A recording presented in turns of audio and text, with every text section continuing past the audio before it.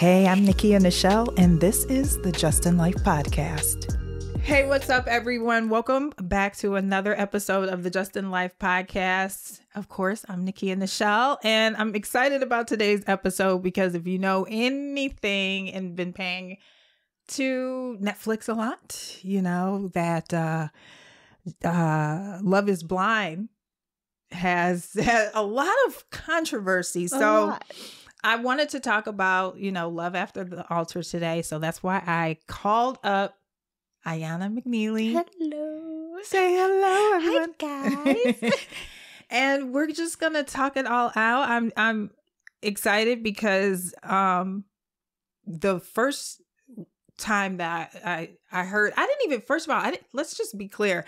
Even though like a lot of like Love is Blind cast members are in the city, doesn't mean that they're from that city. I'm not from Chicago. Right. So when I reached out, and I thought you were just here for an appearance. Mm-hmm.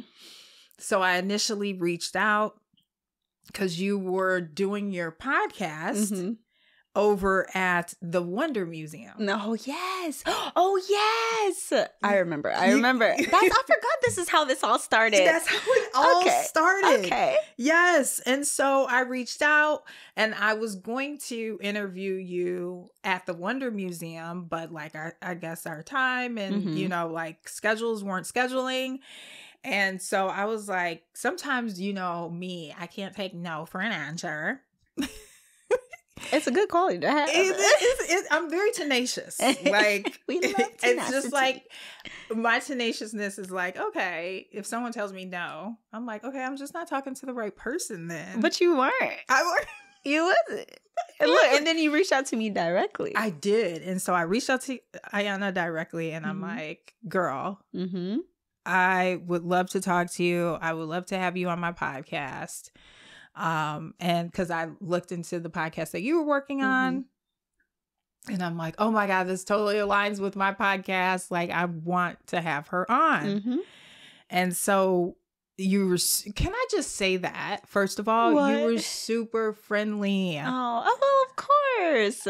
I just felt immediately, I'm like, she's going to be dope. Like, but I could also tell that you were also very friendly because the way that we were emailing, it's like we already knew each other. It's like, girl. Exactly. It's like, what you want to eat? Yeah, seriously. It's like she's family now. She came over before we even started the podcast. I'm just setting the scenario for you. We had sat down and talked, just like I'm all about making sure people come on here and it's a safe space and they're comfortable. You do a very good job. I try. You do a very good job. I feel very at peace. I feel very, very comforted, very safe. All the things. All the things, the vibes. Yes. And she's even learning things. I'm learning a lot. First of all, they have these fancy, can I cuss on this podcast? Of course. They have these fancy ass cameras. And I'm like, they're saying like, I don't know what the settings. And I'm like, I don't know what the hell y'all are talking about. But I'm learning a lot. I am learning a lot. I'm a steward of life, okay? She's learning. She's laughing. We've laughed. We've talked about, we've unpacked things like. We've unpacked a lot. Within this, we've unpacked a lot. Yes. Marriage, parental relationships, siblings, mothers, fathers, sisters, brothers, uncles, career. All of it. Listen, everything. So it is so nice to have her here. Probably one of the best guests so far on the podcast. Oh, thank you. And look, don't let the others hear that. Keep that on the hush. Keep it on the low. But definitely want to unpack with you today. Yeah. I watching Love is Blind, it's like I feel like there's always a story within the story. I feel like we don't get a lot. I honestly believe and wish that they can give more episodes. So literally, because like especially with a show like Love is Blind, it's not 24-hour filming. They're set filming. And so you have to make sure you get like the good content in between that time within filming. So you have to compact a lot of what they believe your relationship is into that set filming. Really? Which is why they would ask you questions about, okay, how are you guys doing? Like, what are your issues? Like, what are your struggles? And then they condense it. They condense it and they film it. Okay, so this just brings on another thing, because I did believe that there were cameras all the time. No. So it's not like Big Brother. No, not like Big Brother at all. Yeah. Okay. There was a lot of time when we weren't on camera, and there was a lot of just, we were getting to know each other a lot off of camera. Wow. Yeah. Okay, so. Because I thought that sometimes they like pick and choose what they want to choose. And so is that kind of... I guess they do to an extent. But what they show, at least I'll speak for us. What they showed was real. As much as I don't like to admit that, it was real. Those were our real issues. Those were our real struggles. Of course, there was more, but it was still real. Really? Yeah. It was still real. Huh. It's interesting. I will say, I think being in the career path of being a producer, I think they have to quickly read people and quickly read relationships, and then be able to say, like, okay, and predict, like seriously predict, like, okay, what's going to happen with this relationship? And then they like pull the content out of you. Yeah. Yeah. So I find it not only that very interesting, but like, you like even waking up and like deciding to choose to find love in that way, a very unconventional. So like, take me to, at that time, like where was your mind at? How old was I? I think I was like 26 when I applied. This was literally in the beginning of quarantine. I had just moved to Chicago. And like a lot of people, I was drinking in the beginning. Okay. I was a little tipsy. Your girl was a little tipsy. But at that point, I had been single for about 2 years. Okay. And I thought, okay. The application popped up all on Instagram, and I was like, okay, well, why not? Right. I just moved to Chicago, and I didn't know why I had moved to Chicago. And I always say it was because of the show. I feel like that's why I ended up there, because the timing was just like way too perfect. Honestly, with everything that's even thereafter, like the timing has been way too perfect. But yeah, I was just like, okay, well, why not apply? And then I was shocked. And when I say genuinely shocked, I was shocked when they called me back, because I was like, why me? Right. Out of like so many applications, like, why did they choose me? Right. I have a theory on that. I think I was just like, because as you've seen, I'm a very transparent person. Right. And so I was very transparent in my questionnaire. So they probably saw like the trauma, and they're like, gold. We need that one. That one. Sign her up. Sign her up. We got her. So do you feel like maybe, and I don't know, but like a little exploitive? But we all know that. Right. We all know like reality TV to a degree is definitely exploitive. A lot of people watch reality TV for the sake of like just simply judging people. Granted, there's more to it. Like we like to analyze behavior. It's fun. But like some people take it too far. But nonetheless, like we all know it's pretty exploitive. So do you think that like with you signing up, was that in line with your personality? Like people that knew you, where they were like, because I know for me, you come off like introvert, extrovert. Yeah, I am. Well, now that you know, wait. Okay, I'm always curious about this. When people see me on the show, they usually have a perception of me, of course, because that's what you know. But then meeting me in person, I always ask, okay, has your perception changed? Is there, because it's like an experiment for me. It's like, okay, so that's a good question. So I do think that on the show, you came off very naive. Very naive, right? But I think I was. Yeah, right. I was. I was very naive. Yes. And there was some truth in my perception. And it's funny because before the podcast, I was telling you about how like I really read people. And I feel that I can read not only people, but energies. So even through a medium like TV or, Zoom or email or something, you get a sense of the energy. Yes. Right. So I saw naive. I saw vulnerable. Very vulnerable. I saw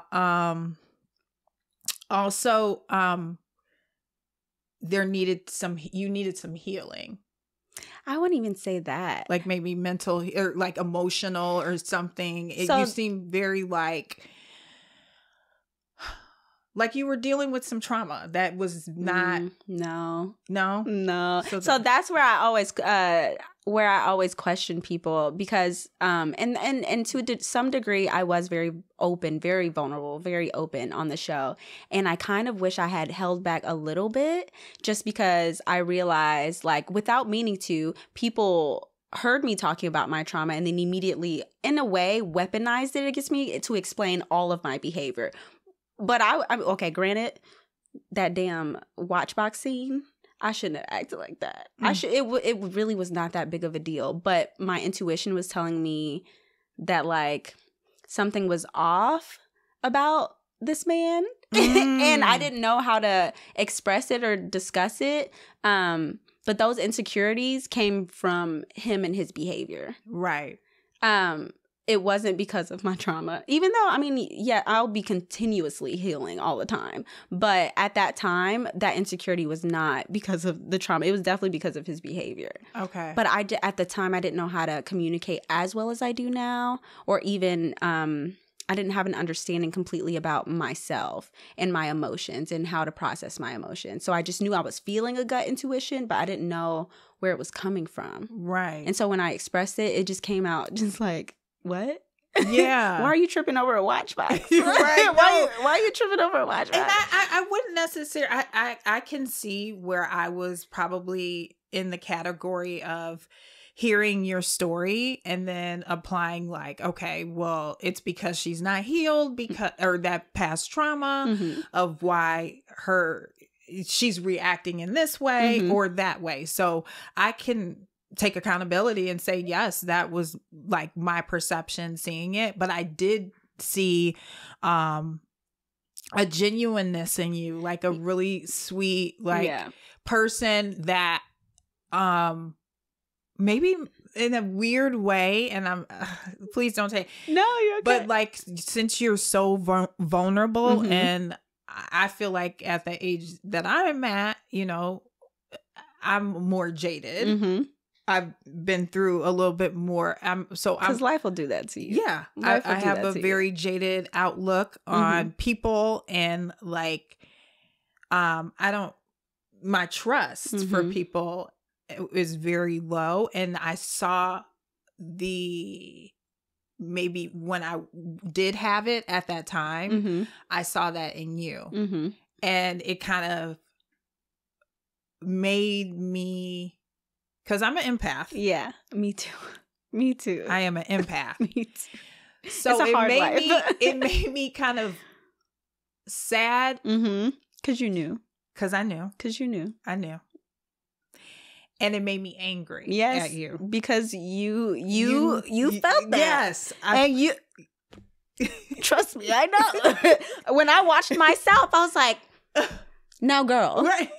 Now, girl, sit down. Sit your ass down. Yes. Yes. I feel it. Yes. I feel it. So, and that it's like, okay, but you're just watching a reality show. But people, like we spoke about before we got on here, like have to realize that this is a person, a human that's having a human experience. As I said, I'm living a very human experience, very abnormally, right, in front of people to watch.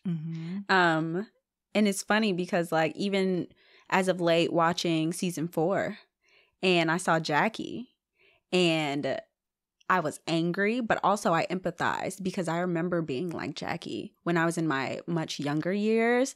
I remember being like that. And I feel like if we're all honest, we've all have been there. We've all been there. Yes, we've all been there. And it's so hard because you want to be like, girl, what are you doing? But at the same time, like, dang, but if someone had caught me on camera during that period of my time or my life. Can I just say, this may be a little controversial, but you and Marshall would be a cute couple. Oh my God. He has a girlfriend. Oh, damn it. He has a girlfriend. He's a girlfriend. Everybody trying to hook me up with this man. Y'all would be so adorable together. Not adorable. He'd be like, y'all would be the Will and Jada. Oh, look, I don't know if I want that comparison. Stop. I'm like, oh, wait. I don't know if I want that one now. Appearance-wise, though, I can see it because he does remind me kind of a little bit of Will Smith. Yeah, that essence. And then I am a little bit more like, yeah, hopefully not toxic, but like, pretty much. I feel it. Yeah, no, for sure. But yeah. no, we have all been there. Mm-hmm. And, but I was upset. I'm like, girl, no, like the fuck, like what you doing? Why? Yeah. Another thing is that I love to remind people is like, I didn't see everything that y'all saw. What? How? I didn't see him, the reaction, the crying reaction. I didn't see his interactions with Mal. I didn't see even the conversation with Mal. I didn't see how his friends were speaking about him. I didn't see how his sister was speaking about. I didn't see any of that. All I had was what he was telling me. And yes, we had the issue of him going out. But he was just like, straight out of quarantine.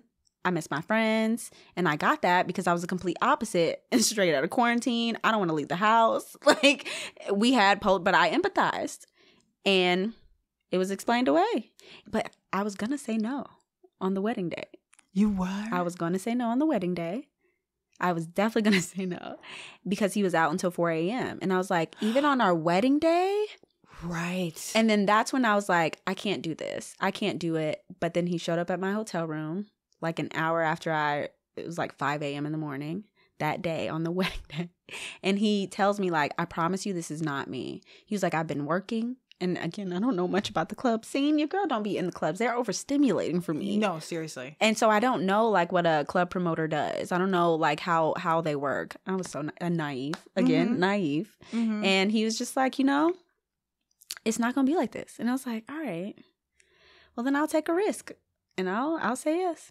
But it's so weird. Not weird. I hate to use the word weird, but it feels weird. But like,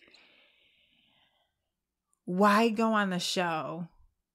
Who, me? Not you. Or him, if he wasn't. So this was another thing that I realized about the pods in retrospect. I'm always having revelations about this damn thing. But I realized that the environment increases the chances or possibility of like trauma bonding and love dumping and even a false sense of self, because I think he genuinely believed he knew himself and he presented himself in a specific way. And that's what I believed because that's all he presented me. And I don't have enough time. I mean, the show was filmed for what, like 6 to 8 months? Right. I mean, 6 to 8 months, 6 to 8 weeks. Oh, wow. Yeah, we didn't have a lot of time. And then some of that time we were dating other people. I can't believe I thought that was normal. Like, what? It's like saying it out loud. What the fuck were you thinking? But yeah, I didn't have a lot of time to like see his actions. So all I had were his words. And I knew I was taking a risk. I was so anxious. I was throwing up every day. Really? Because I just knew like this decision was so heavy. Right. But then I was like, well, Iyanna, you came on the show. So either you're going to see it through or not. Like, what are you going to do? Right. See it through. And when he explained himself and he said, this isn't me, again, I didn't have time to see his actions. So I said, okay, I'll take the risk. And you did it. And I took the risk. She did it. I did it. I said yes. So like, okay, so you say yes. And I know they do like, love after the altar. Mm-hmm. Right. Yeah. But like, take me through, because technically 6 weeks, 6 to 8 weeks, you're living with a stranger. You don't know this person. You don't know this person. The crazy part is literally all of us. And when I say all of us, I mean me and my castmates. We genuinely believed we knew these people. We genuinely believe, because like you're in a bubble. and it feels so intense. No one will ever understand how intense the experience it is. It's wild how intense. And you're having so many deep conversations. Like we were talking about a lot about like children and parenting and trauma and just like how we saw our lives and how we communicate. Like we were having those hard conversations. The issue is that he didn't know himself. And so he was presenting what he wanted to be. And that was the issue. Yeah. So then you can get someone that, or even like they're in a sense of like either being narcissist, because a lot of times you don't get to look at yourself. And we talked about this earlier, but you're so used to, if you're conscious.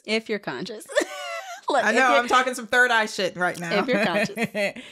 But if you're conscious, there's moments in your life where you are able to kind of look out and replay. And it's like you're a viewer. Yes. Of your life. Yes. But there are times where people are living their lives never looking at themselves and what they do. So there's no accountability. There will never be accountability. I don't understand. It's like, how do you go that long? How do you go that long without, number one, confronting yourself? Well, but I guess in a way, because I remember what I was like before I started my healing journey, and I remember avoiding it because the beginning of it is confronting your own decisions, confronting what your behaviors and what you've done in the past, because unhealed and hurt people and you have to confront that, and that comes with shame. Yes. And you have to feel that, right? Because at the end of the day, and this is what I feel like, so as we were speaking, like we've all been the toxic girl at one time. And because you're immature, you're growing, you're growing, you're learning. It's not an excuse, no, but it happens, right? And you can even be what you feel is mature and like it in a better, and you fall right back into it. You know, it's easy because you can't revert. Yeah, well, you can revert, especially when you're with someone who will pull it out of you, right? Because when they're toxic, you can only I can only put up with so much. I'm trying to live my life with integrity, okay? But like, don't push me there. No, it's real. Yeah. For real. But then you have to, and that's the thing. It's like, I feel like eventually I hope that you make a conscious decision to not be that way. Yes. Because you can control how you are and how you treat people. Agreed. You can't control anyone else's behavior. All you can do is control yourself. So it's like either you're going to change or you're not, man. Exactly. Either you're going to change. It's like sink or swim, babe. Right. Sink or swim. So when was the moment for you? Because I honestly feel with Love is Blind, and I've said this and I will die on this hill, that they should have some type of relationship therapist there, or at least give you guys for a year free couples counseling. So they do pay for counseling. Oh, that's good. They'll pay for counseling after. I can't remember how many sessions they'll pay for, but at least it got us started. Okay. Because at least you couldn't use that as an excuse. It's like, okay, but it's free. But it's free. It's free. Hello, you don't have to pay a dime. You just show up. So it got us in there. But they do pay for counseling after. But I agree, they should have like how Married at First Sight has they have a fake. I don't know. See. Why am I saying? You said, God damn it. Hit my mouth. God damn it. Oh, well, they have not me being too comfortable just saying my thoughts. See, we done got way too comfortable. But they have the spiritual advisor, the therapist, but is she a therapist? Oh, no. That was the one before. She was a sex therapist, which I was very confused about why they... We don't need to focus on that right now. We need to focus on the mental. Okay. But nonetheless, they really should have some form of a therapist on that show. For sure. We need help navigating. Yeah, okay? Yeah. I mean, especially like age, bringing that dynamic into it. Because a lot of people who do reality TV are in their early 20s. You notice a pattern. And that's scary. Yeah. Because that's when you're like a hot mess. Yeah, you are all and lost. And that's what I honestly feel like that's kind of, you know, the point of like really bringing on a younger. You're gonna want to drink. You don't know what you're gonna get. You don't have. Life is like a box of chocolates. Like you really don't know what you're gonna get. It's serious. It's a little concerned. And people are too. It's not developed here yet. We just talked about this. Like, not until you're at, what is it, like around 25, then your frontal lobe is developed. This here. But like, people will be on there like 24, 25. 22, 20, I've seen. Oh, 22. If I was on TV at 22, it's like, it would be so bad. I think about like who I was at 22. I was a hot mess. I was I was ick. I would have given myself the ick. Yes, same. I was not that girl. Mess. I was not that girl. I was an asshole. Yes, but and I think it takes experiences of you. Because I've been the cheater. I have too. I was 19-ish, but yeah. I have been the cheater. I've been the cheater, and then I've been cheated on, And what goes life around experience. It comes around. Karma will smack the shit out of you. Listen. That karma will smack the shit out. What you put out there, you will get back. You will get back.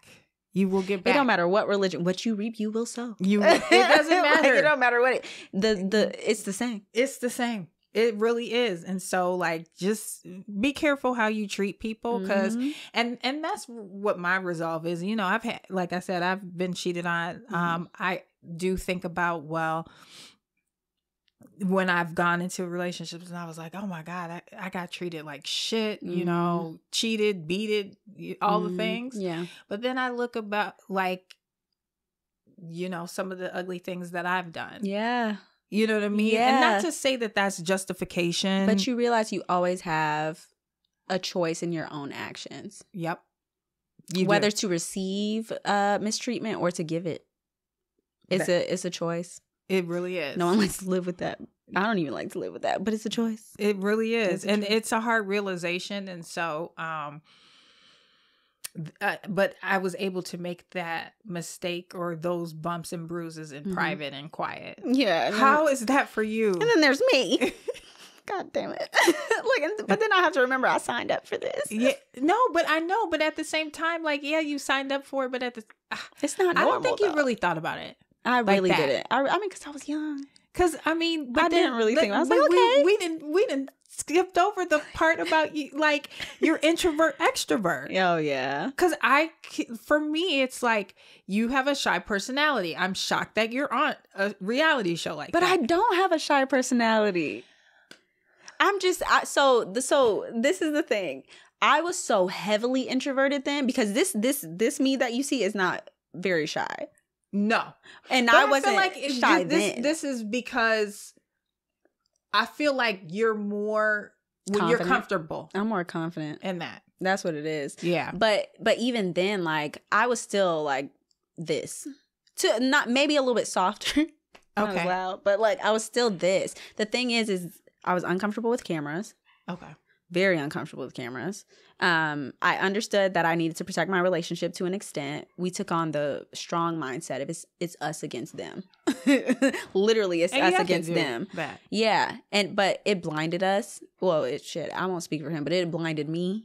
That's for sure. So I couldn't tell if I was protecting this man because I loved him or if I was protecting him because it's reality TV. Mm-hmm. But anyways, so there's that.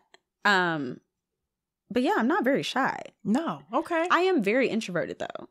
So I get drained. Okay. That's the problem. Mm-hmm. I am confusing or intertwining shy and introverted. Yeah. Yeah. Yes. And those are two very different things. So my introvertedness comes in when if I am in a crowd of people is where it's harder for me to be myself because I'm just observing way too much. And there's typically too much overstimulation. Yeah. And then I can't completely be myself unless I get to know that group later on. And that even within that day, then I become more myself. But the thing is I get more drained a lot quicker than extroverted people. And so then my tolerance for I'm ready to go home is a lot faster than theirs. But that doesn't mean that I don't want to go or that I won't like completely be myself. It's just like I'll probably be ready to go a lot sooner than you. I feel that you just described it. I honestly, and people are like, why are you in this field? And I think about it and I'm like, well, why did you sign up? And I'm like, well, I'm in this very forward facing type and you're of, still you're still introverted. I'm still introverted. There are introverted actors and actresses. There is, but even still they get in front of a camera and they perform. Exactly. Yes. Not that I was performing, but nonetheless, like, I am introverted. Yes, but I am not shy. No, okay. Yes. Okay. So it goes the same for me, and I get it now. So shy was wrong terminology. Introverted is where I need to go, because I feel that 100%. When I tell you, it's hard out here. Even going to the grocery store can get heavy. Do you know I order most of my groceries on like Amazon Prime? I mean on Amazon Fresh or something, because I just like going to the grocery store is so much work. When I tell you, so I just luckily Clint, because I just love that he compliments you so well. Anything you can do, he can do it. Like, it's beautiful. It's beautiful.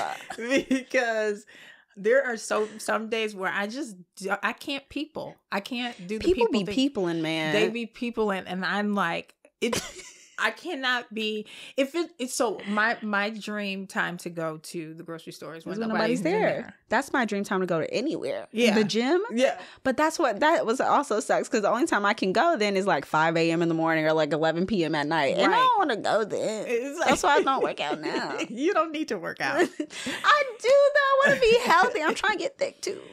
Okay, in that instance, if you're trying to thick'ems up, we can swap, and I can just give you a little bit over here, just a little bit, because I'm trying to shed, especially, I had a health scare during the pandemic. Oh my God, yes, I had a pulmonary embolism. I had blood clots in my lungs. Oh my, in your lung, and yes, so. It came about, and I'm about to be super vulnerable, but I've already posted like a YouTube and everything about it, because I was like in and out of the hospital for a while. For how long? So it came on in was it November of 2021? Okay. Wow, that was actually smack dab in the middle of quarantine, wasn't it? Yeah. So it was so weird, because like we had both caught COVID. And I had like a little sore throat. It wasn't that, like, oh my God, right? But a little bit after, so not only on top of that did I catch a cold, but I was also taking Clomid, which is a hormone therapy, because we were gonna try to like have a baby. Okay, and that does a lot to your body. Hormones in general does a lot to your body. So it a lot. Definitely took my body through a lot of changes. Yeah. But they said that they felt like that is what brought it on, because I didn't have, like, usually you'll get them in your legs first and then it'll go to your lungs. Okay, so it was like abnormally. Yeah. And okay. And I guess there was a lot of them, but I feel like as many as there were, I only did the hormone therapy like one time. Just once? One time. Is that a side effect? Did you Google it? It is. Oh my God. It is. It's like you hear all these, like, this long list, you might die. And then you're just like, oh, okay. Okay. Okay. It was so bad with my because I was really, I don't want to say aggressively, but I definitely was really like going hard at like the pregnancy thing and like going down that route, because I mean, you had a goal. Yeah. Yeah. And so one of my friends, she was like, oh, she had some. And she was like, oh, I could give you some. And I was like, okay, bet, just ship it. Man. I know, because right. And she's like, oh man, because you never think like you'll be the rare one to like have some form of a exactly. health. Oh my God. So then I had asked her for a couple times, like, oh girl, when are they coming? And she was like, I don't feel comfortable sending it to you. Oh, wow. She's like, just go to your OBGYN. Okay. She'll give you a prescription. And that's what happened. So now when I talk to her, she's like, I'm so glad I didn't give you that shit. Oh, because that would have been on her conscience. Yeah. Oh, she said, she would have felt that heavy. She was like, I'm so glad I did not do that. Oh my gosh. Yes. Yeah, because at least now your doctor was aware of exactly what you were taking. Mm-hmm. Okay. Oh, I'm glad you... I mean, I was about to say, I'm glad you weren't by yourself, but you wouldn't been taking it if you were by yourself. But nonetheless, like... Yeah, no. So it was like one weekend, it felt like... because I remember a while ago, years ago, I had inflammation in my chest, in my lungs, and it was brought on by stress. Oh, wow. And that's why it's like, I be trying to tell people, like, don't stress, even though I don't always practice what I preach. Right. But I ended up having to be in the hospital overnight for that. Okay. So I thought it was just that. And one day I'm just like, feeling like I got a burp, or like, what do I do? Like, I'm drinking, trying to like subside the pain, because it was like, no matter what, I could cough, I can anything. Would it just feel like something was stuck? It felt like some like pinch, like someone just like, I don't know, like almost like stabbing you. Oh. It was just like imagine someone just pressing on your chest, like. Yeah. And I have a low tolerance for pain. You said, Yeah. So that weekend, like, I was like, I don't know. I'm concerned. Like, this is weird. And then not only that, I would go from the couch to the bathroom and my heart was like. Just in that small distance of space? Oh my God. And I couldn't even get up off the couch. Like, it was progressively getting worse. Oh my God. And so then I was reading and I'm like, what if I'm having like a mini stroke or a heart attack or something? I don't know. Like, right? I knew something was wrong when I couldn't walk from the couch to the bathroom. Mm-hmm. And then I knew something was wrong when I was afraid to fall asleep. Oh, because I thought I was not going to wake up. That's a crazy kind of fear. Right? That's a crazy. Wake up in the middle of the night, she going to tell me that like we go to sleep. He said, how you expect me to go back to sleep? Yeah, Clint was like, okay, get the fuck up. We're going to the hospital. Because this is sickening now. That's wild. Yeah. So that was how I spent my, like, it was a little bit before Thanksgiving. Wow. That I went in and, I stayed overnight. Wow. But I had to take blood thinners for like I want to say 6 months to a year. That's a long time. Yeah. Well, it was a couple of months, but it was a long time. I mean, to go from like not having any health concerns to then not taking medication to like right. I don't know how we got on this topic. Oh, how did we? We just downward spiraled. Look, do you have ADHD? Because I do. I do. I do. I feel like I do. I do. I do this in my head all the time. I feel like I do. I don't know where the ending was. I don't even know how we got here either. I don't. A lot has happened in between, but yeah. Oh, we were talking about therapists and health concerns. Yes. That's so funny. then.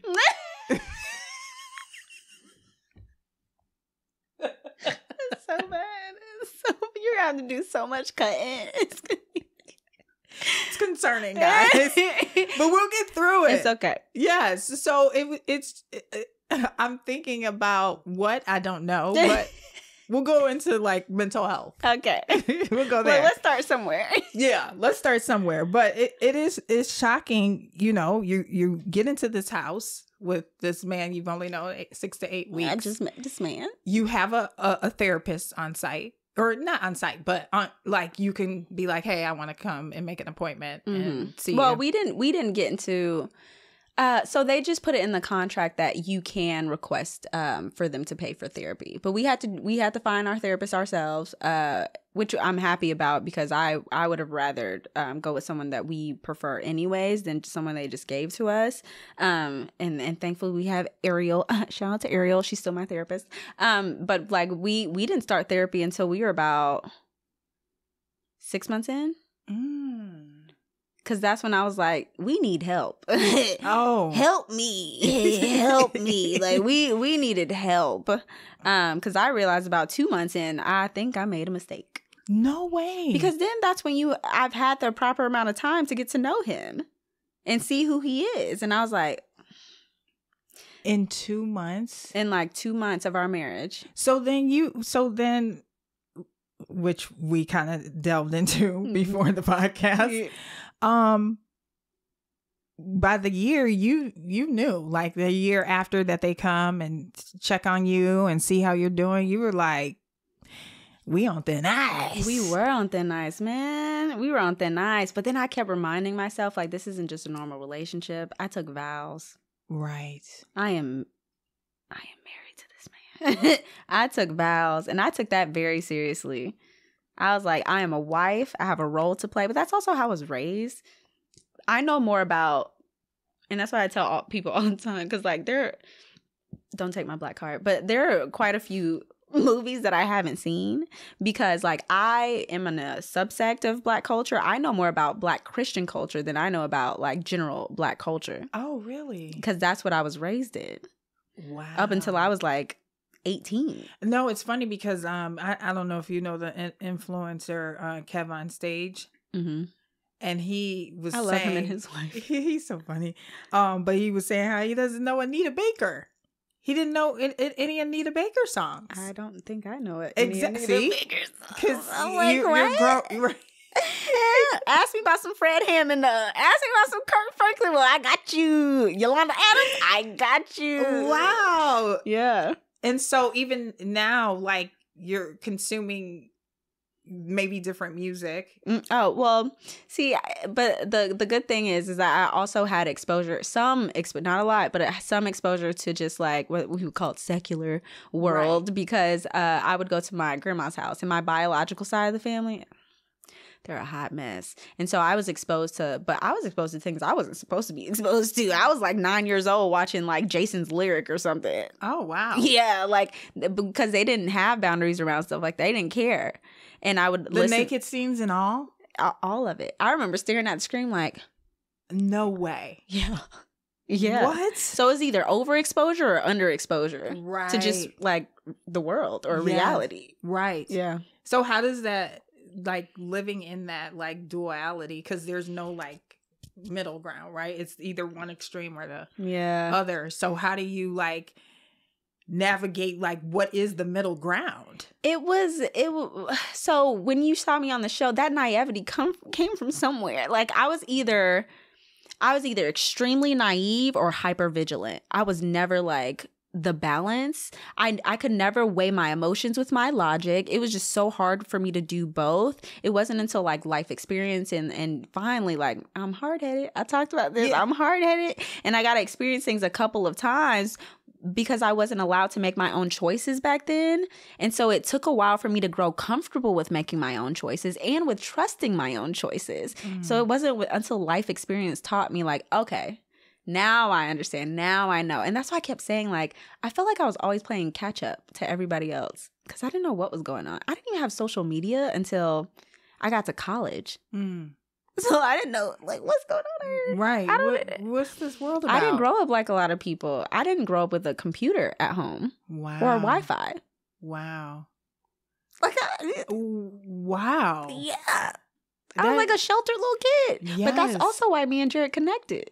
Oh, he didn't have that? He didn't have that either. He was a sheltered kid too. Okay. And that's how we trauma bonded. Okay. Trauma bonding.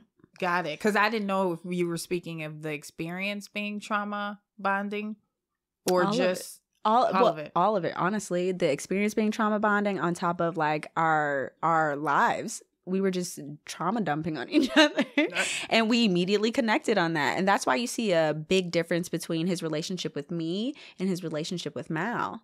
Because him and Mal, it was like, you know, more surface level stuff about business and like, you know, honestly stuff they should have been talking about. And then me, it was like we were talking about trauma, and because I was prompting those questions, and so it led the relationship into, God damn it, it led the relationship into all of that, and we trauma bonded. So do you think, is it possible to still have a successful relationship even though you both experience trauma?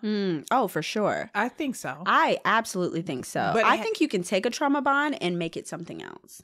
Okay. For example, my friendship with Natalie, she's my best friend. Okay. I know for a fact that relationship started off as a trauma bond through the experience.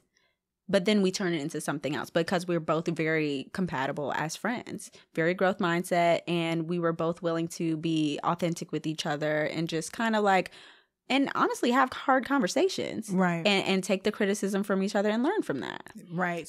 So would you say that was the good thing about you going on that show? You've gained friends? Oh my God. I actually, as traumatized as I am now, like, I think I gained so much from that show. And that's why I say it all the time, I don't regret a single thing. I was supposed to learn every single lesson that I did. Not only do I have the platform that I have now, granted, I didn't want this platform for a very long time. And I kept waiting for like any form of attention to go away. And I realized, oh no, my life is like, it's like changed from here forth. Like people will always be able to go back and see my face on a big streaming network like Netflix. Mm-hmm. And I didn't think that was going to like change my life to stress. Like, what was I thinking? But like, I have this platform. I have my friends. I have my lessons through watching myself and analyzing myself, but also through my marriage. Mm-hmm. Like as much as I know I should have said no, looking in retrospect, I did say yes. And then I learned the lesson that I needed to learn to maintain and to receive all the healthy things that are in my life now. Got you. Yeah. Yes. Yeah. I know that right now it's, you know, I don't want to say a touchy subject, but it is, you know, very fresh. It's such a fresh wound. Yeah. And, you know, I don't want to delve too deep into this, but you know, I'd be remiss if I didn't mention, because I'm a journalist. Of course. Don't mind me, guys. But there, I saw on Bossip, they posted that you revealed that Jared had cheated on you. I did, yes. But then I saw something really weird following that in regards to it had something to do with you holding hands with a man. And so let's just kind of delve a little in there, and then we're getting the fuck out of there. We're not gonna simmer in there. Mm-hmm. We're not gonna do none of that. We're just gonna go a little and then get the fuck out and then move on. Okay. Yeah. So me and Jared have been divorced officially for what, 5 months? I hadn't even 6 months yet, but yeah, like 5 months. And in the 5 months, like as soon as I knew I wanted to divorce him, my mind immediately went into planning mode. Mm-hmm. And so I was like, okay, they're going to blame you for all of this. And I say it all the time, the shushes and the jays of the world do not deserve that kind of bashing, because it's just not normal. And when I say shushes and jays, I mean the Shaynas, the Jackies, Jareds of the world. Like, they don't deserve that kind of bashing. I mean, granted, like, their behaviors are their behaviors, but nonetheless, that's not normal. And I wanted to protect him because I still felt some form of obligation toward him. Don't know why, but I still felt some. You were married with this man. I mean, whether people want to respect it or not, this is the reality. I mean, you live with someone, even if you're friends with someone for 2 years, right? Yeah. 2 years is a long time. And 2 years is 2 years. I mean, it's not like, okay, it's not 20, but it is some years for you to grow an attachment, to grow emotions. A sense of loyalty. Exactly. Especially as his wife. I was just like, this is my role. Like, I've been protecting him this long. And I felt like I still had to, because I see the support he had, and he has support around him, but it's not healthy support. I mean, I knew I was the only one to like really truly hold him accountable, and he had no choice but to listen to me because I was his wife. And And he had a lot of unhealed trauma. He had a lot of unhealthy ways of coping, and they were hurting other people, hurting me. And so, of course, I'm like, ouch. Can you change? Ouch, please? Because you knew what I expected before, and you chose to marry me. You said yes. You agreed to this. So I was expecting some form of change. But no, I saw 2 months in, like, this was a mistake because I got to know his character, and I knew he was capable of cheating. I knew in my gut. I just knew in my gut, and I kept saying to my friends for months, like, I feel like I'm going to get a DM. I feel like I'm going to get something, and then it happened. You got a DM? Oh, I got an email. You didn't know this? No. I got an email. You know what? I try to stay, when it comes to like you scandal. Want to be neutral? I do. Well, first I want to be neutral. I knew that we were going to do this podcast. I did not want to have any other like bias coming in. I did not read the articles. I only read headlines. Okay. And that I put that on everything. Okay. And some people are like, oh, you're not doing your research. No, I could have very well, but I also don't like to give energy to the negative. If that makes any sense. But I like it though. Like, it's like, let's not focus on the trauma. Let's focus on the healing. Let's focus on the healing. Yeah. That's please. Me. That's me. Right? Yes. Yeah, so please tell me, you got an email. I got an email. I received an email 3 days after the altar started filming. Yeah. No. Yeah. Yeah, isn't that crazy? No. Yeah. And so I only had 3 days to figure out, like, what am I going to do? Because we're going to be on camera again for people to analyze and for people to watch. I have to protect until I figure it out. And so I did. Anyways, I protected him even thereafter, after the divorce. And when I realized, like, no, I can't trust you, because there were some more gray area things in between then. Nothing like explicit, like it was that bad. But there were like just things that he was showing me that he was a little too willing to do as a married man. And I'm like, that's not appropriate. And it's making me uncomfortable. And we're having a conversation about it. I expect you to, like, clearly you don't want to stop. Clearly you don't want to respect our marriage or our union. And so I had to call it quits, but I still protected him because I didn't want him to get bashed. And I wanted him to get as much chance and possibility to grow. And I know that's difficult when there's so many people coming at you telling you what you need to do. So I said, okay, let me at least try to, like, protect him. So I did. But over these past couple of months, it's been hard for me to live with my decision, because not only has he lived off of the lie, and he's gone on his podcast to say, like, she wasn't patient enough with me and she wasn't supportive enough, when in reality, like, support you cheating. I don't know how that works out. What does that look like? Show me the way. I don't want to be part Where's of the textbook for that? Where's the text? Please. Where's the tutorial for that? You know? So I just, like, I didn't like that. And then and why I really came to the point of, because if I didn't have my podcast, I would have suffered in silence. I would have been fine with that. But because I have my podcast that's literally dedicated to relationships, trauma, and healing, I could only tell them so much, and that was bothering me. So I started to realize it was at my expense, and he was benefiting from it. Right. And he didn't mind benefiting from it. And then stuff started to click. But then I felt like I still couldn't say anything, because I'm not going to lie, I went back for a little bit. Just for a little bit.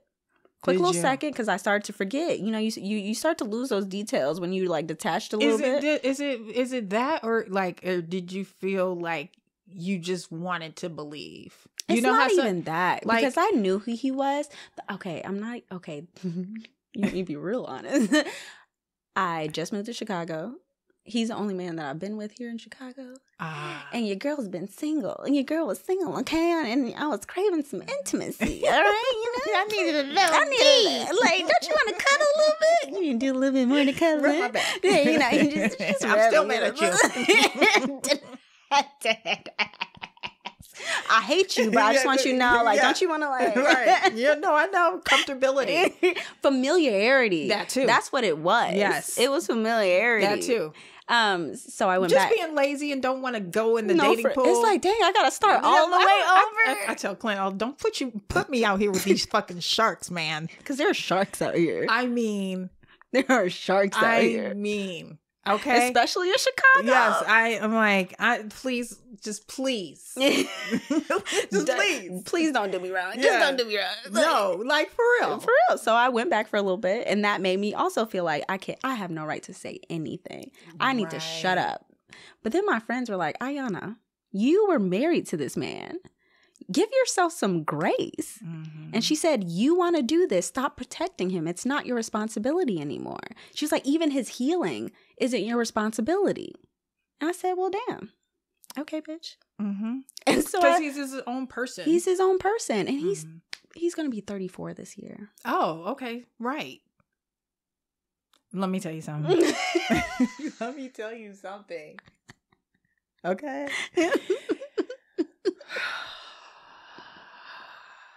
It still doesn't click. Age don't matter. It doesn't.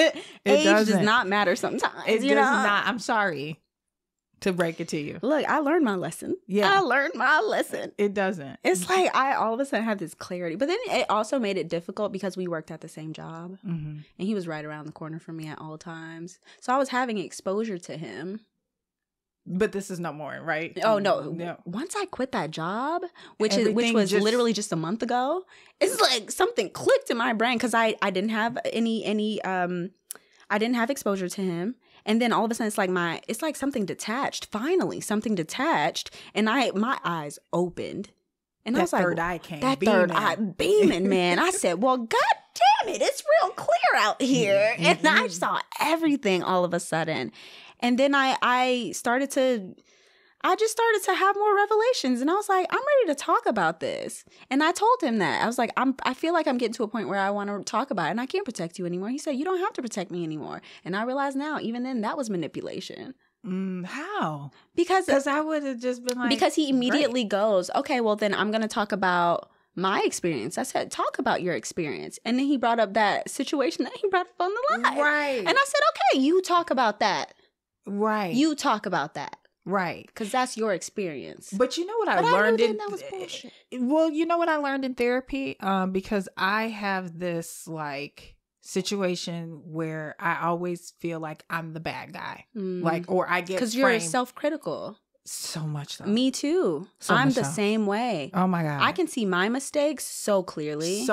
And so I always feel like no matter, even if I take all the necessary steps to within this situation as right as I think that they can be, I always feel like someone's going to try to point it out that I'm the bad guy.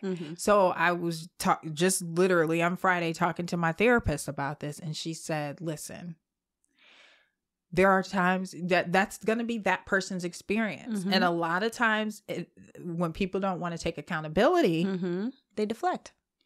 Or they turn it to a victim when they don't want to take accountability. And I mean, there's some instances where they truly are a victim. Yes. But a lot of times, no. And so she's like, you can't control someone else's experience. And that's why I said, you know what? If you want to talk about it, then you talk about that. Right. You talk about that. But when he didn't bring that situation up to me, because when it happened, yes, it was something that was hard for us to go through, but I mean, only a day's worth of hard, I guess, because he never brought it up again until I asked for a divorce. And then he's like, well, you did this, because he knew that it was his behavior that caused the dissolution of our marriage. And he didn't want to take on that by himself. And so he brought that up, which I was confused about. And I will continue to apologize for that situation because it was inappropriate. I got blackout drunk. I was around people that I believed at the time I could trust. And I ended up at a bar in a club with some random guy. But he had my location. I came to at the bar. And I was telling him where to pick me up. Granted, my texts were very illegible. But he had my location and he came to pick me up. Nothing happened. What do you think? I'm in the club having sex? So is the hand holding a lie? I don't remember holding this man's hand. I'm not going to lie. Maybe I was. I don't know.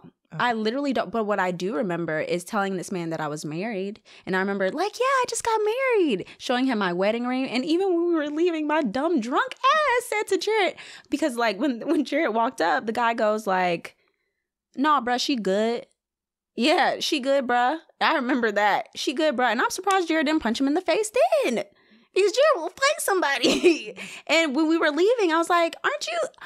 That's so sweet that guy, like, checked in on me. And Jared was like, are you serious? But that's how drunk I was. You didn't even know. I didn't even know. Okay. Which is so concerning. Yeah. But I don't drink like that. I don't drink like that. And I think that night, I didn't have the filter to say, Iyanna, this is where you stop. I got way too drunk. I mean, but it happens sometimes, you know, it happens. But that doesn't happen to me often at all. This was literally a one-time incident. And that's what I was trying to tell Jared. Like, this isn't a pattern. This isn't a behavior for me. I'm really sorry that this happened. And I will continue to say that I'm sorry that this happened. But he had a pattern. He literally had a pattern. And he tried to compare the two, not just privately to me, but now publicly. Mm-hmm. The difference is that privately, I fell for it and I felt shame. But publicly, people saw right through that shit. And they said, excuse me? Yeah.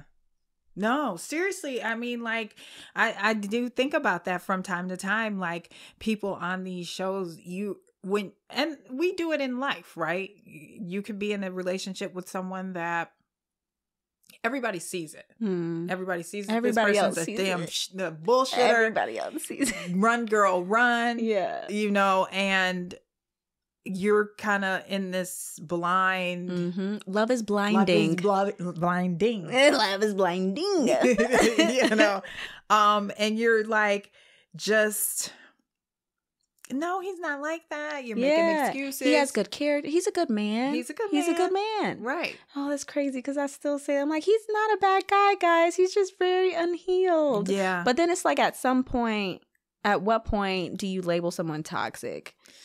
I know. So it's crazy because Clint and I had this discussion. Really? About toxic. Really?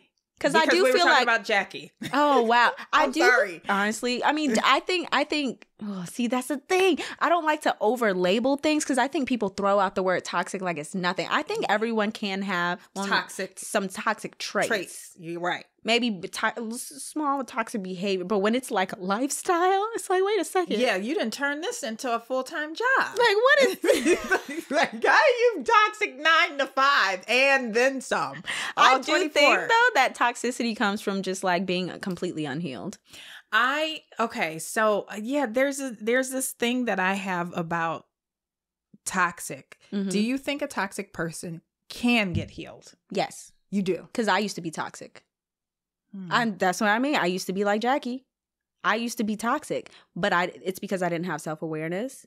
It's because I had trauma, unhealed trauma. And I thought I was the shit.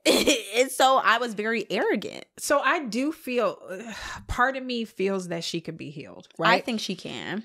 I was really careful as to not call her completely toxic. Mm-hmm. But I think it's okay too. I think she is toxic. Right. But I also feel like there's a difference between toxic and maybe like emotionally wounded or stunted. I feel like toxic is someone like, and maybe there's levels to toxic. But that's a good point because at some point she did have awareness. I feel like she did. You saw that moment where, because when she was talking to, she was like, I'm crazy. I probably need some self-healing. Exactly. So you know what? I take it back. She ain't toxic. But I do think she is like I used the comparison of like, and I think this was like episode 7 on our podcast or something. Me and Clint just were talking about it. But I feel like it's like a dent in a can, right? Okay. It's dented. It's hurt, right? But it can be like pushed out and you can just pop it back, get it all in alignment. But when someone is toxic, I feel that they can't heal, or I feel like it's like putting poison in that dent or that dented can. You poison. So it's in the substance of it, in the core of it, not just the outside, just the core of it. In it. So just like if you put poison in this bottle of Gatorade, I can't drink that. That's an interesting theory. I can't. There's nothing I can do with that but throw it away. not throwing it. Get that shit out of here. Trash. I do. I feel like, well, what can I do with it? Like, I mean, it's poisoned. It's poison. But I do feel that, like, there's where people are on this spectrum, there probably is levels to toxicity, right? For sure. And I feel that you're in this area where you can be reformed. Okay. And then, like, outside of that, you're like, But I think that's probably where space is held for, like, people who have legit diagnoses like narcissism. There you go. There you go. Because there's some people that I see on a, large platform. Let's just say, I'm not going to give any names because I don't like to get political in here or none of that. But where I'm just like, I just see evil. Yeah. There's no reforming that. That is way gone. The soul is gone. You have no empathy, no compassion, no nothing.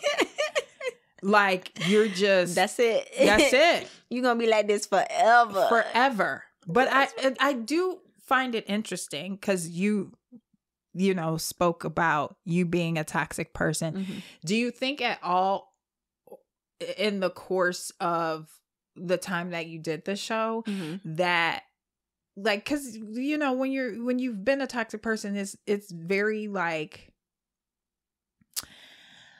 you have to work on yourself. You have to work a lot on yourself. It takes a lot of looking at yourself in the mirror, and that's so uncomfortable. So, because you feel I myself because Christian community, I learned a lot through shame growing up. The way consequences, shame. Even my feelings toward, like, any of my natural behaviors or natural feelings of things, like even liking boys, shame. Shame. Have you ever seen Game of Thrones? No. Okay, there's like a scene where this woman is, as punishment, she's walking down this paved road, or super long paved road with just crowds of people lined on each side of her, and she's walking naked as punishment, and they just go shame. And that's what I felt like. That was my inner voice. So then how does one coming from a Christian background, like, did you feel shame when you got married and you did this, like, really in 6 weeks? I felt shame when I wanted a divorce. Yeah. Because I realized pretty quickly I wanted one. Right. And I was like, I don't think these feelings are natural. Like, I'm giving up too soon. Like, I'm not supposed to be feeling this way about my husband. And instead of saying, well, there's a reason why you're not supposed to be feeling this way, instead I was like, I need to stick it out. This is a marriage. Right. This is a marriage. Not giving myself the grace and understanding. I married a stranger. I married him on a reality TV show. And I didn't know him. Right. Right. So within that time, like, even after now who you are today, what would you say are some differences or some ways that you've seen, like, I don't even know who that girl is. I don't. I'm not naive anymore. Now I peep game, man. I understand and have I just have a lot more understanding when it comes to red flags, my personal red flags, and just general red flags, and manipulation. My eyes are wide open for that now, and things to look for, and for someone who has good character. I know what to look for now, and I am just a lot wiser. Maybe not the wisest I want to be yet, but, like, I am just a lot wiser in understanding that I have the power of choice. Right. And it's not about me proving myself to someone else. It's simply just trying to see if someone's a good fit for me. Like, is there compatibility here? Are we on the same page? Do you have good character? Are you a kind, compassionate, understanding, empathetic person? I was kind of looking for those things before. I just didn't know what they looked like in a person. So when he was telling me one thing and then doing something else, but that's the thing, like, even behind the scenes, he would put his best foot forward because we didn't have that much time. He was able to do that. It wasn't until like, and that's why I say now I will never move that fast. Now I will only date someone Now I'll at least date someone for about 3 to 4 months before I get a feel for that person before ever committing to anyone. Because I feel like around that mark is when either people start showing their ass or they're consistent with who they've showed you they are. Oh yeah. Yeah. Yeah. And that's what I would also agree with, like, making sure the person consistency is so key. Mm-hmm. Clint has been consistent since day one. We love that. Since 2018, baby. Since 2018, baby. And so now I was like, wow. It made me open my eyes to realize, like, damn, why was I accepting a lot of bullshit? Why the hell was I? Yeah. Why would I do that to myself when I see how, you know, like how you can really be treated the way you want to be treated? I don't have that yet, but even still, I think now what I do have now is self-love. And so that's a different kind of love. I have self-love now, and I'm treating myself better. And I'm like, why the hell was I allowing someone to treat me like that? Yes. So it's been such a, and that's why I say, like, I don't regret a single thing. Yeah. I don't regret a single thing. I was supposed to learn the way that I'm hard-headed. I was supposed to learn the way that I did. And I don't regret it. I think that everybody has a different way of finding whatever that is, finding themselves, finding love, finding a career, finding or you know, your passion. It would look very boring if it all looked the same. Yeah. If we were all doing the same thing to find, right?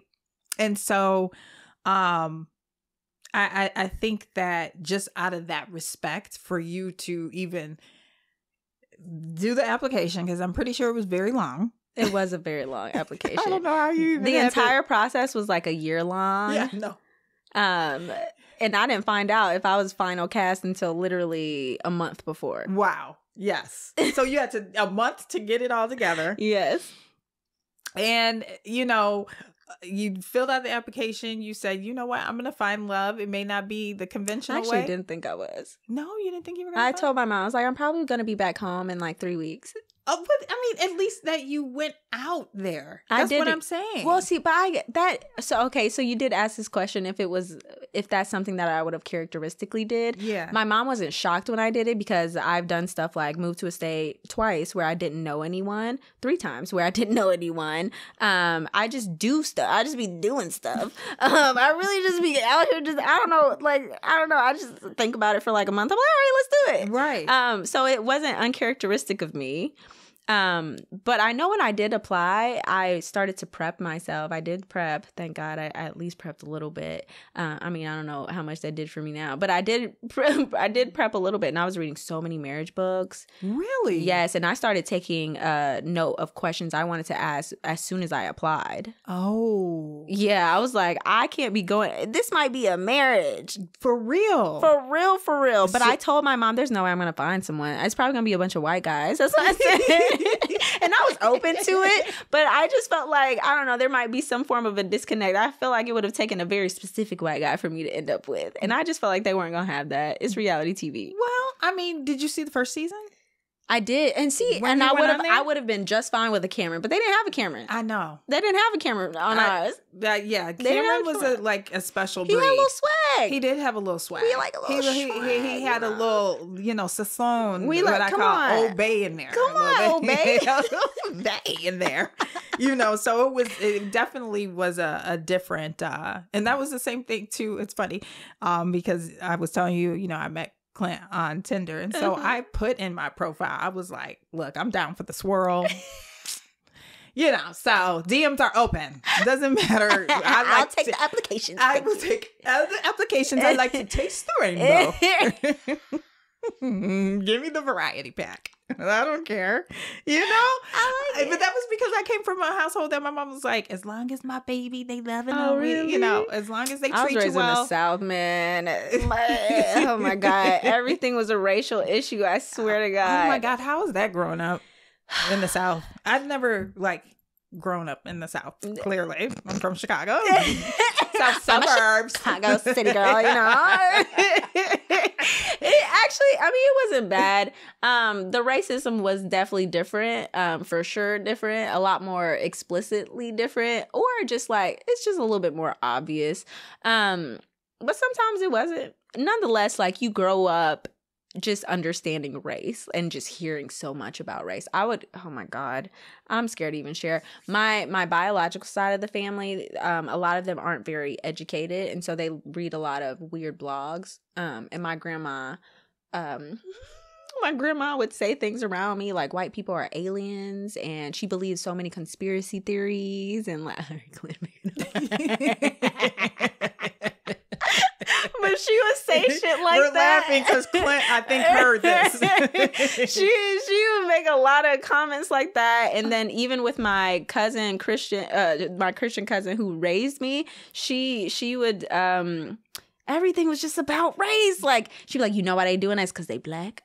It's because they black. And so I grew up hearing that all the time. Is because they're black, is this the it's like some form of mistreatment. No. Oh no, I don't know my other side. Okay. Yeah, I don't know my other side. All I know is I was basically raised as a black woman. I don't know. Okay. I don't know anything about. I hope I didn't offend you. No, when you're I said fine. That. No, Okay. you're fine. You're fine. Because I'm okay. For everybody who don't, I'm half Mexican, half black. Okay. But I didn't meet my father until I was 18. Okay. So see, I thought you were like white and black. Oh no. Okay. Half Mexican, half black. That's my nephews. Really? Mm-hmm. We're a rare breed. Mm-hmm. Which is crazy, but we are definitely a rare breed. I don't know that many black skins out there. You know? I got my niece and both of my nephews. I'll show you a picture. Yeah, show me a picture. Do they look like me? They so I would say Dom looks like you. I feel like every other Blaxican I've met looks fairly similar to me, where their skin tone is just about mine. They have the curly hair. Because my hair isn't like this naturally. It's like curly as hell. I would think so. Yeah. I've seen it. Yeah, you've seen it. I forgot what was her saying. Yeah, you've seen it. I've seen it. But yeah, so that's the stuff that I would hear growing up. Wow. Yeah. Just a lot of like. Just a lot. It's just everything had some form of a racial undertone. But I feel like it's. I'm trying to really. Was there a lot of race talk? You know, is it loud? I know there's been a couple of instances where my grandmother talked about, because my grandmother knew how to speak. My grandfather was Panamanian, so then my grandfather knew how to speak. Spanish and English. And so I remember her saying that it was something, and they go, negrita. And I'm like, okay, but I'm a kid, like, I'm not, what are you talking about? Like, what's the problem here, And then I don't really think there was heavy conversation in my growing up regarding like colorism. Okay. Oh, I was hyper aware of that because I was the only light-skinned person in my family. Right. And so I would get white girl all the time. So I know a lot of people experience racism from the other end. I experienced it from the other end. It's like my own family, goddammit. Damn. Goddamn. But yeah, I was hyper aware of the form of privilege that I had being a light-skinned girl, because my family would not let me forget it. And so navigating the world, that was always like a triple consciousness, I guess. Being black, being light-skinned, and being a woman. Yeah. Was there ever any issue of like identity? Oh my God, yes. Okay. It was so bad. Like, I didn't feel black enough for black people. I definitely wasn't Mexican enough for the Mexican. I don't speak Spanish. I don't speak a lick of Spanish. I don't even understand it. I don't know anything about Mexican culture. But for some strange reason, I wanted a quinceañera and everything. I was like, I want to go salsa dancing. I want to go dance. I love Spanish music. I don't know what they be saying. I think a lot of us love Spanish music and don't know what the hell they be saying. We be like, oh, this is my shit. Don't know. I'm mouthing the words. Yeah, all of that. Don't ask me to say it though. No, I get it. No, because of course, I got a lot of like, being from the South suburbs, you talk white, and that was always really a weird statement for me to hear. It is a weird statement. Very weird. Because I just even that's racial, like racist to say a black person talks white because they enunciate. That's why it's so. But even among like black people saying that. What are you saying about us? It's like, then? do you not realize you're projecting something that they projected on us? Like, what is it? So now I'm weird because I talk well? And I don't speak colloquial? What is happening? What is happening? It sends me in a damn tailspin. I'm like, what does that mean? It's like, it's not my fault, bro. What you want me to do? What do you want me to do? My mom made sure, honestly, I well, specifically to my grandmother, but my mom was in no, we don't talk, like. Yeah. I got corrected so much. Yeah, oh my God. But I was also a country ass little kid. I was country as hell. And my accent was so bad. It was so bad. If you hear me speak with my family, you be like, huh? I would love to hear it. What'd you say? I don't know if I can still do it anymore. Because I know when I was in my younger years, as soon as I be around my family, I go right back. And I just country as hell. And then there's a difference between like country and then like Atlanta speak. Have you ever heard people from Atlanta? So my family was always like smack dab in the middle. I used to call it country ghetto, but I don't even know if that's offensive anymore. But nonetheless, that's what I used to call it. It was like a cross. But I used to get corrected so much because she said she knew the perception. And that's why I'm like, it's so multi-layered because she knew the perception out in the world. If I did speak like that I would be judged. Right. And so she would correct me quite often. But then me speaking this way with my family, then I was also like judged. So it's just like it's so hard. It makes my asshole itch. It's a hard, weird, because it's like there's nothing wrong with like the way that we talk. There's nothing wring the way that they talk. It's just like it's just speaking. Please, y'all. Why is it a big deal? No, yeah, because that's what my mom. I love my mom. I love the upbringing that I've had, but there's been times where it's just like, please, it was something that she realized that I was too young to realize, but I knew that I was getting corrected for saying this. Yeah. So you automatically think, oh, that's bad. Yeah. Yeah. Right? Yeah.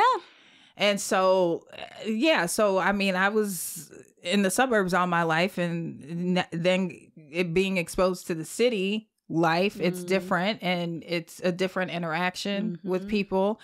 And then I have family that lived in the city, and then I go around them, and they're like, "Why are you talking like a white girl? You talking like a white girl? Come here, little white girl. Leave me alone.